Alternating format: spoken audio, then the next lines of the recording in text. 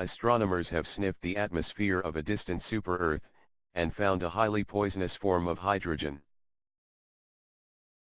The exotic exoplanet, 55 Cancri, is over 8 times the mass of Earth and has previously been dubbed the Diamond Planet because models based on its mass and radius have led some astronomers to speculate that its interior is carbon-rich. Using new processing techniques on data from the NASA's/ESA Hubble Space Telescope, a UCL-led team of European researchers has been able to examine the atmosphere of 55 Cancri in unprecedented detail. The results will be published in the Astrophysical Journal. This is a very exciting result because it's the first time that we have been able to find the spectral fingerprints that show the gases present in the atmosphere of a super-Earth, said Angelos Tsiouras, a PhD student at UCL who developed the analysis technique along with colleagues Dr. Ingo Waldman and Marco Rocchetto in UCL Physics and Astronomy. Our analysis of 55 Cancri's atmosphere suggests that the planet has managed to cling onto a significant amount of hydrogen and helium from the nebula from which it formed. Super-Earths are thought to be the most common planetary type in our galaxy and are so called because they have a mass larger than Earth but are still much smaller than the gas giants in the solar system. 55 Cancri is a super-Earth, a rocky exoplanet about twice the size and 8 times the mass of Earth. It is one of 5 planets orbiting a Sun-like star in the Cancer constellation, and resides so close to its parent star that a year lasts just 18 hours. The planet is also tidally locked, meaning that it doesn't rotate like the Earth does. Instead there is a permanent day side and a night side.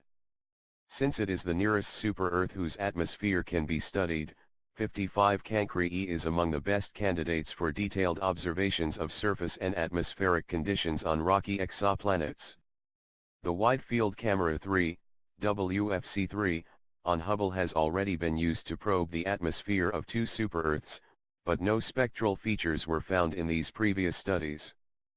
55 Cancri has a year that lasts 18 hours and temperatures on the surface are thought to reach around 2000 degrees Celsius. The planet is located in a solar system around 55 Cancri, a star in the Cancer constellation that is around 40 light-years from Earth.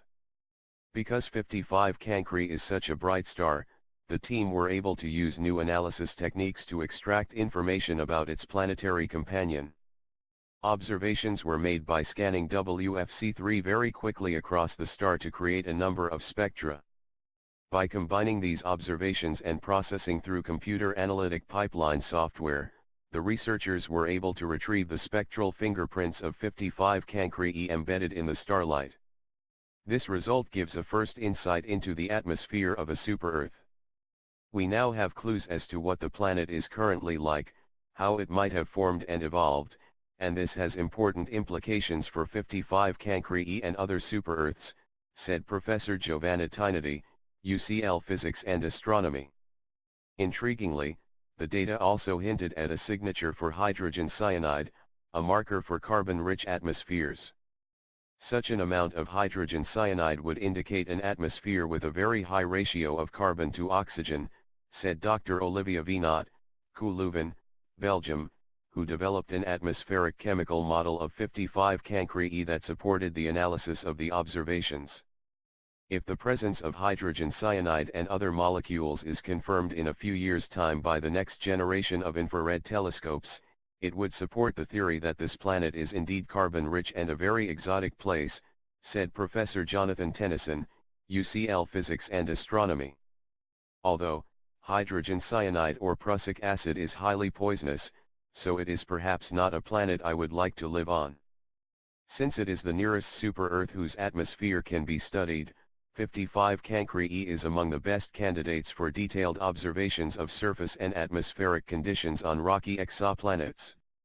Most of the early research on exoplanets has been on gas giants similar to Jupiter and Saturn, since their enormous size makes them easier to find.